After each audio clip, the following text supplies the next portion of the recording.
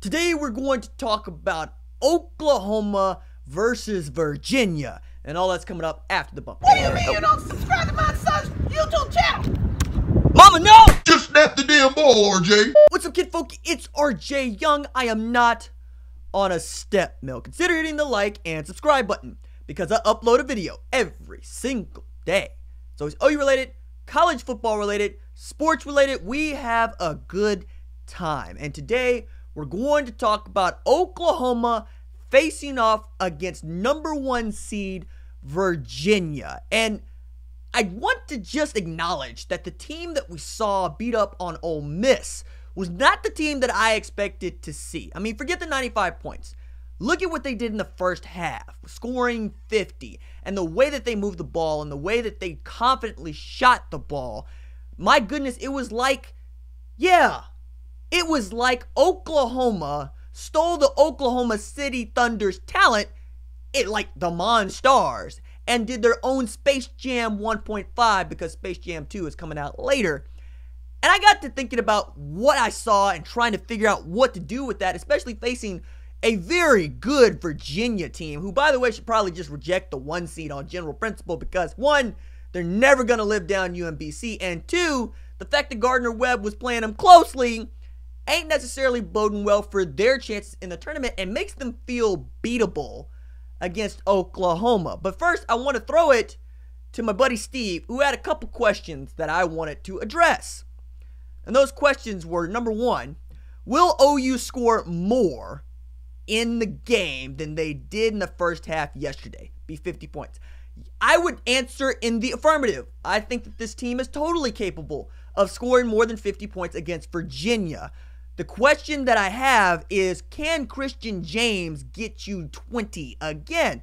Because as I said, leading up to the game against Ole Miss, if Kristian James had a decent game, I think I said 15-6, and he had 20-2, you're going to win that game because everybody else will just fall into place. And I think it's much the same is true against Virginia.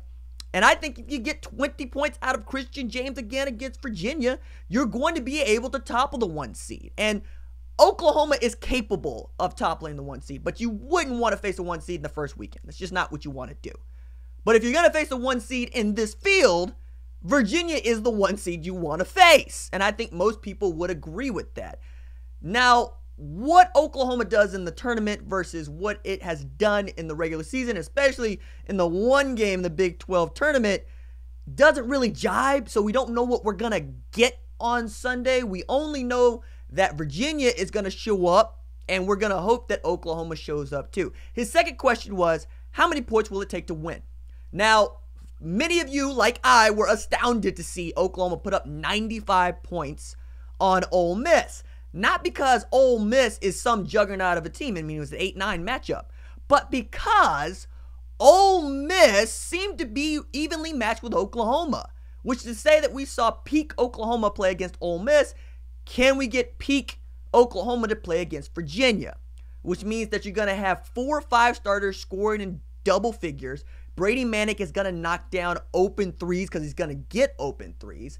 And you're going to get a lot out of Rashad Odomes and a lot out of Kristian James. And you're going to get great defense out of the entire team. As I've said before, Lon Kruger is the hidden gem to this team. I don't understand the folks that want to see him fired or he lose his job, and I'm usually the guy yanking on that chain. But Lon Kruger gives you such a hidden advantage in just knowing how to scheme against the other team. He's going to take a team that doesn't have a one-and-done player, and he's going to turn that team into the best version of itself. And you saw what that looked like against Ole Miss. Now, my buddy Steve, also says we had some matchups advantages with Odomes and Doolittle, and we surprisingly kept going to them. Not sure what our matchup advantages are Sunday, but hopefully find one. And that, again, speaks to what I'm getting at. Lon Kruger's going to find you the matchup that you need to exploit, and he's going to call plays that exploit that matchup. Now we're talking about, can this team make shots? Because they obviously made shots against Ole Miss. I mean, I was looking at the box score, and I was astounded, man. I mean, yeah, 95 versus 72. Everybody knows that. Oklahoma was the 9 seed. Ole Miss was the 8 seed. Everybody knows that. But what I saw was Kristian Doolittle went 6 of 10 from the field. Christian James went 7 of 12 from the field. Odomes went 8 of 10 from the field. The team as a whole shot 57.6% on 59 shots. I mean, the efficiency there is the kind that wins a tournament. And I hesitate to say that the team can make a run, but if they beat Virginia, that's what we're going to say. Because that's how it's going to feel. Especially against, again, an Ole Miss team that didn't shoot poorly. I mean, they shot 46.8% from the floor. They also shot 35% from 3, and Oklahoma shot 46% from 3, and then you can see the really big difference there. And we can talk about the rebounding advantage and whatnot, so on. But I just genuinely believe that the way that we think about OU versus Virginia is not the way that Lon Kruger's going to think about OU versus Virginia. I think he's going to see a team that he can beat. I think he's going to see a team that he can outcoach, as good as Tony Bennett is. If for no other reason, then they looked shaky against Gardner-Webb. And who is Gardner-Webb except the 16 seed? And Oklahoma is in mostly on the strength of the teams that they played. Which is to say, playing in the Big 12 just league, man. Forget the championship. Playing in the league, you're playing really good teams. Now, Kansas State ain't hold up their end in the tournament, but Texas Tech is good. Kansas is good. I mean, West Virginia showed that they got some fight to them. Baylor showed they got some fight to them.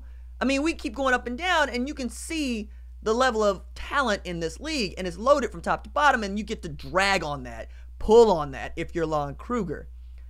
Again, I just look at what the Cavaliers have been able to do this season, and I look at them being the ACC champ, especially in an ACC where Duke plays and North Carolina plays, and I expect Duke and North Carolina in my bracket. That's who I picked to play in the championship.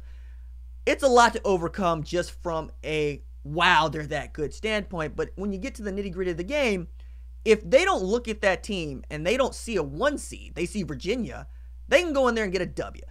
So I'm going to say that you're going to need 2 20-point games out of 2 different players, obviously. Now, if it's Odomes and James, fine. But I think it's going to have to be James and somebody. Maybe James and Manek, who had 18 against Ole Miss.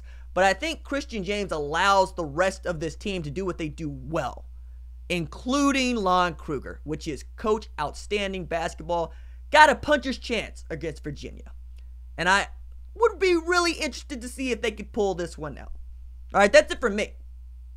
Deuces.